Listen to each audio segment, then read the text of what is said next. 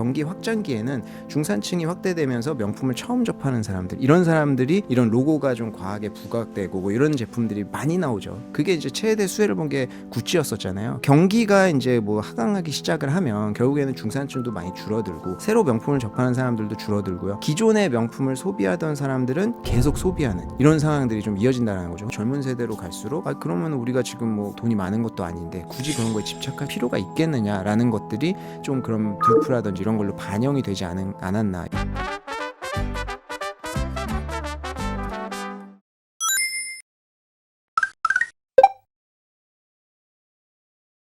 저는 좀 궁금한 게 한국이 확실히 같은 제품이면 중국보다 가격이 더 싼가요? 왜 이렇게 한국이 더 싸가는 거죠? 일단은 중국이 제일 비싸긴 해요. 명품 같은 브랜드별로 물건이라도. 봤을 때, 그러니까 프랑스를 예를 들어서 프랑스를 100으로 기준으로 했을 때 중국이 이제 가장 비싼 축에 듭니다. 그러니까 이게 한국이 명품 가격이 이제 제일 비싸다고 하는데 중국이 아직까지는 제일 비싸거든요. 예를 네. 들어서 디올이다. 그럼 레이디 디올 미디엄 백이 프랑스 기준으로 100.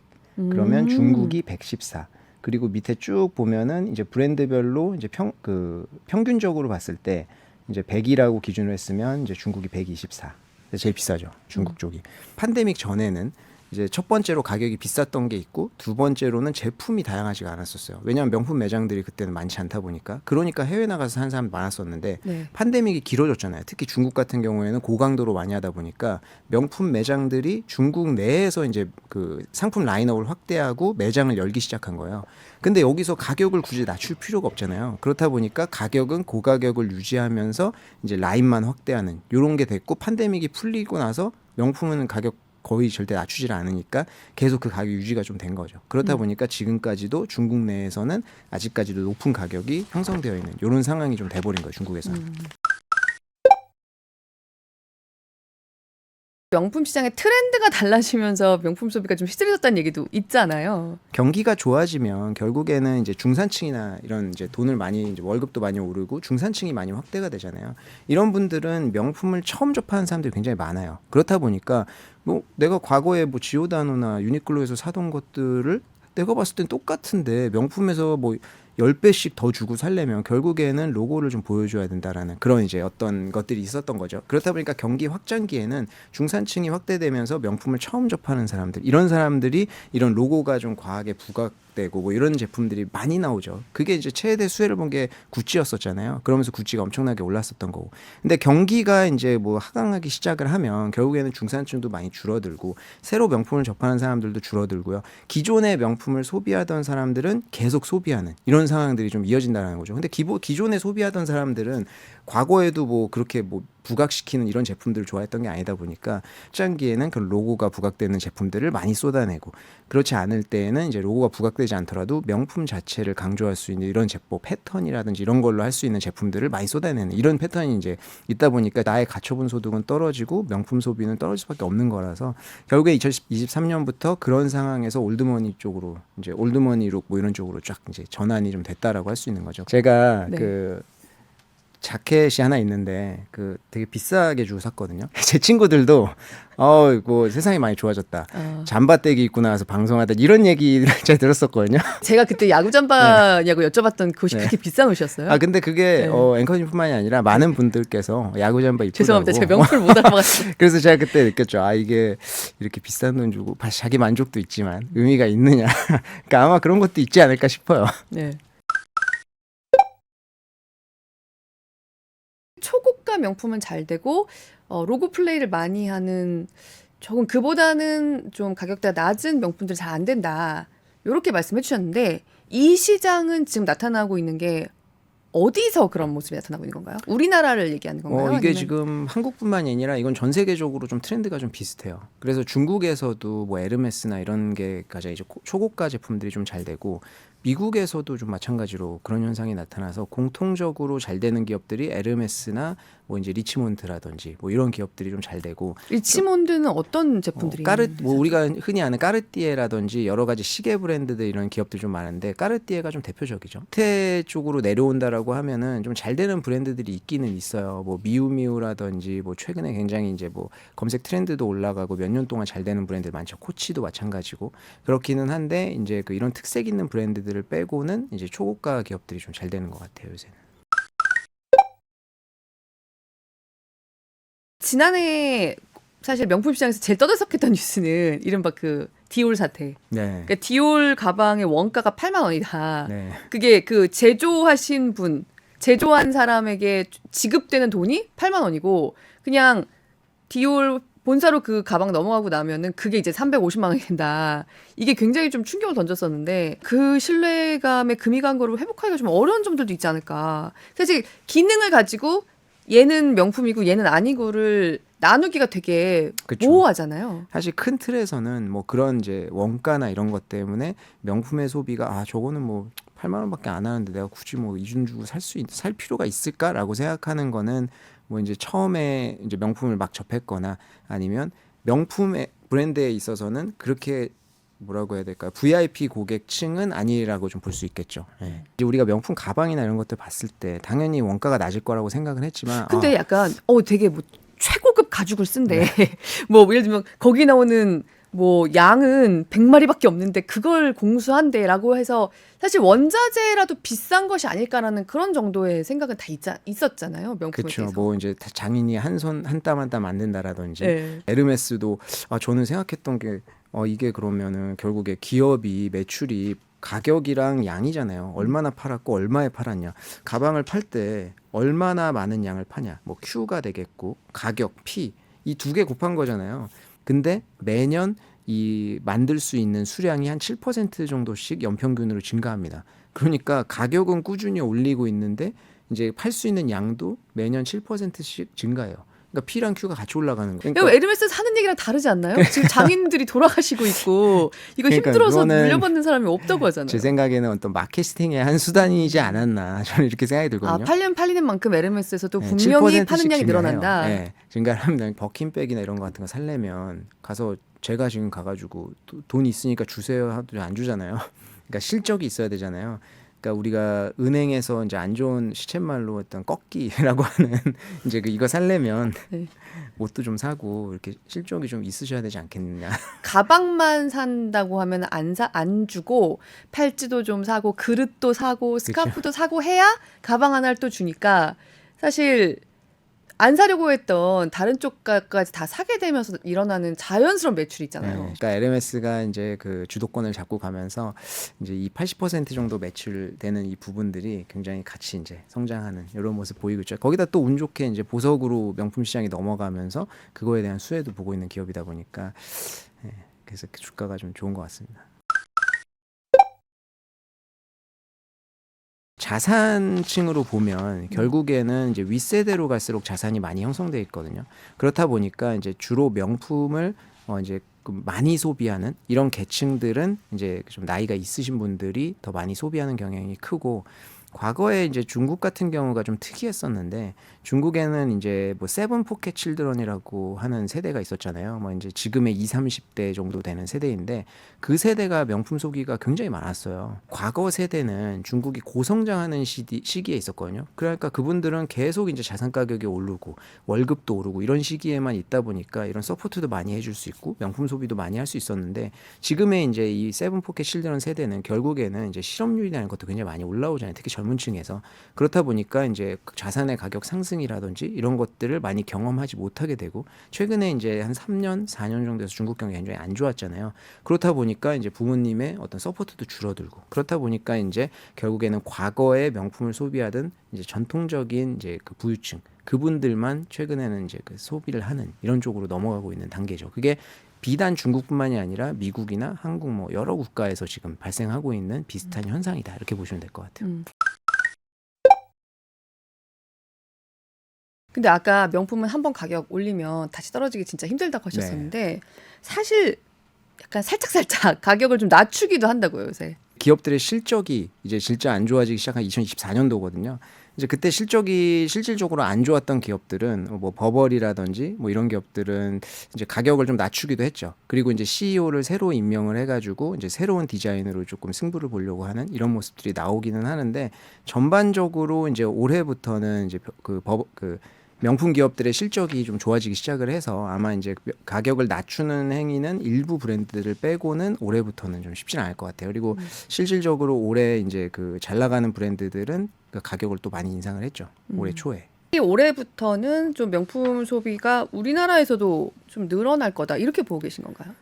일단 한국 시장이 그 전 세계 명품 시장에서 차지하는 비중이 한국 시장은 그렇게 크진 않아요. 그러니까 일단 중국이 뭐 25% 이상 정도 되는 것 같고, 이제 그 미국 같은 경우가 한 23%, 중국이랑 미국이 좀 비슷비슷한 상황이고, 그 다음에 유럽이 한 19에 18% 정도 되는 것 같거든요.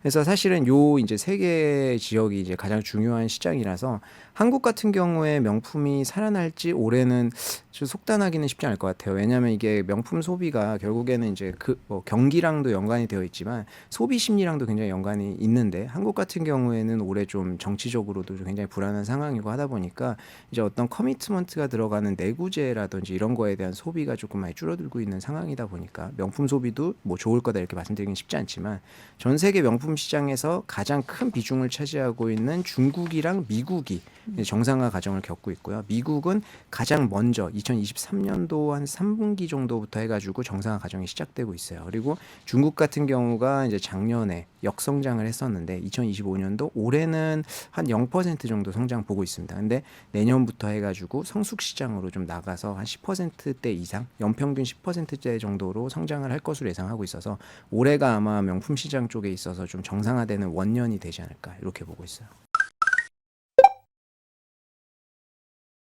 근데 사실 그 우리나라에서도 이제 우리나라 사람들이 백화점이나 면세점에서 사가는 게 아니라 그 우리나라 백화점도 다른 국적에서 많이 그쵸. 싹쓸이를 해간다 이런 얘기도 있잖아요. 일반적으로 한국에서는 이제 따이공이라고 하는 중국의 리셀러들이 와서 이제 대량으로 사가는 행위들이 굉장히 많죠. 그래서 과거에는 보통 이제 면세점에서 많이 사서 리베이트를 좀 받아가는 형식이었었는데 최근에는 그게 소매점까지 좀 확대를 됐습니다. 그래서 최근에 루이비통에서는 이제 그 따이공들에게 리베이트 주는 행위를 좀 안 해줬으면 좋겠다. 브랜드 이미지에 미치는 영향이 굉장히 크다 보니까 이제 좀 단속에 나선 것 같고 한국의 백화점들이 그 코로나 이후로 그 VIP 등급 이제 얼마나 1년 동안 썼느냐 에 따라서 등급이 매겨지고 그거에 따라서 혜택이 주어지잖아요.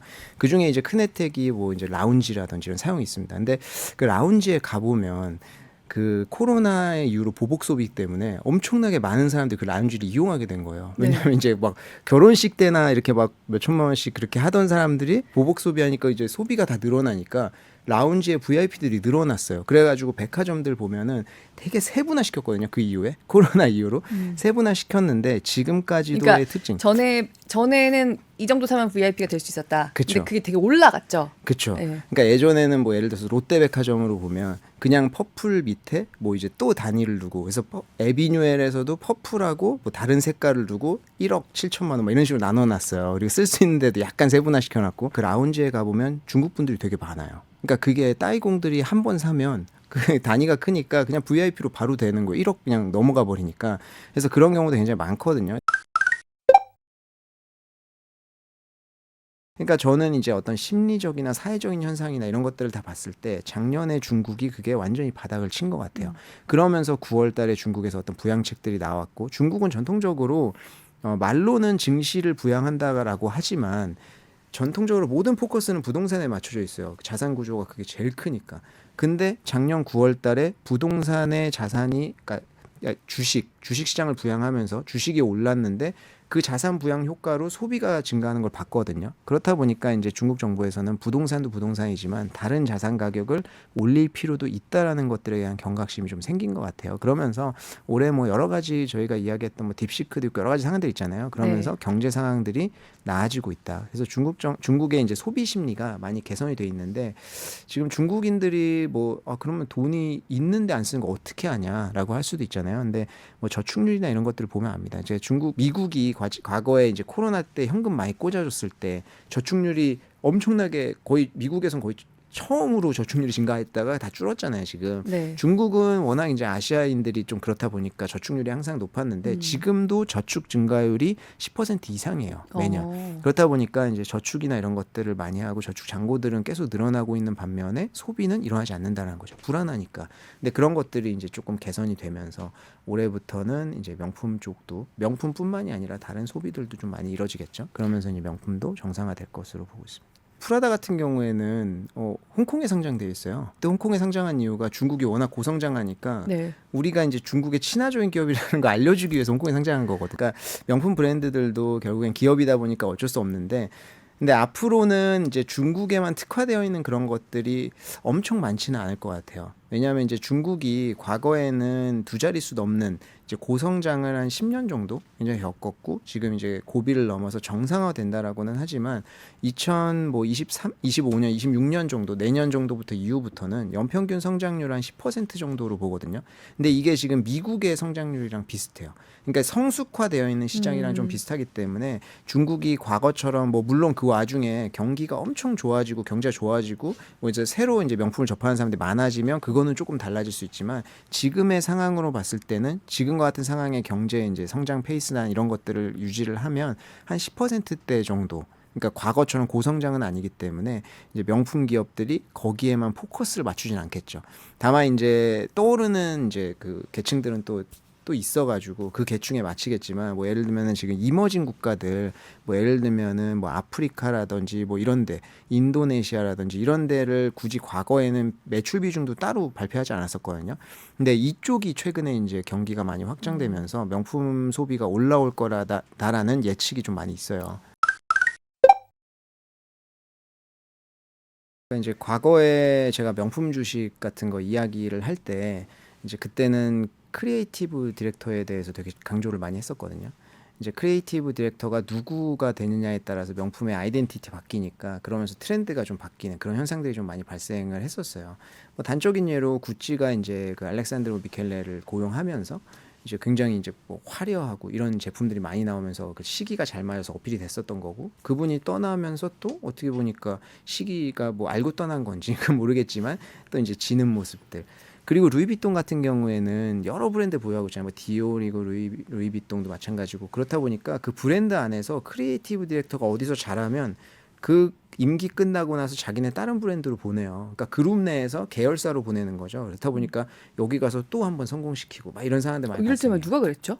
네, 이를테면 이제 킴 존스 같은 크리에이티브 디렉터가 있는데 이분이 루이비통에 있을 때 뭐 이제 다들 기억하시겠지만 그 코로나 때 한동안 스트릿 브랜드랑 명품 브랜드가 이제 굉장히 콜라보레이션 많이 하던 시절이 있었거든요.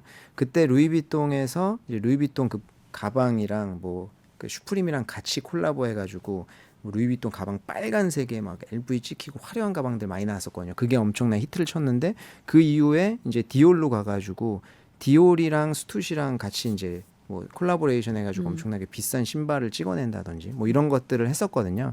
그러니까 이런 식으로 이제 루이비통 그룹 안에서 이렇게 이제 선순환으로 도는 구조들이 있었고 그리고 뭐 프라다 같은 경우에도 이제 미우미우가 계속 뜰 수 있었던 게 프라다의 이제 크리에이티브 디렉터는 뭐 이제 보통 이제 가족들이 계속 하잖아요. 근데 거기에 이제 뭐 라프 시몬스가 같이 들어가가지고 라프 시몬스가 프라다를 봐주는 동안 이제 뭐 리우미우를 키우고 뭐 이런 것들이 좀 가능했었어요. 그래서 그때는 이제 뭐 크리에이티브 디렉터가 좀 변하는 거에 따라서 어떤 투자 기회나 이런 것들이 있었는데 그 이후에 전반적으로 명품 시장이 다 죽으면서 그런 것들이 좀 중요하지 않게 돼 버렸다. 그래서 지금은 완전히 가는 이제 계속 팔리는 이제 하이엔드만 계속 가는 이런 상황이 좀 돼버린 것 같아서 한동안은 명품 시장이 결국에 시장 자체가 올라가면서 이제 개별 종목들에 대한 투자 기회 이런 것들은 조금 많이 줄어드는 그런 시기가 된 것 같아요. 그럼 앞으로도 구찌 같이 화려한 브랜드들 많이 들어있는 케어링은 조금 힘들겠다. 예, 주식 캐링 시장에서도 같은 힘들겠다. 본인들의 어떤 그 아이덴티티가 좀 그런 것 같아요. 굉장히 화려하고 자극적인 제품들이 좀 많이 나오면서 이제 그런 것들이 먹히는 시기에는 그런 것들이 이제 시기랑 잘 맞으면 이제 주가도 많이 가고 매출도 많이 증가했지만 그렇지 않은 시기가 왔을 때 한 번씩 위기를 겪는 것 같더라고요. 그래서 지금은 조금 힘든 시기인 것 같아요.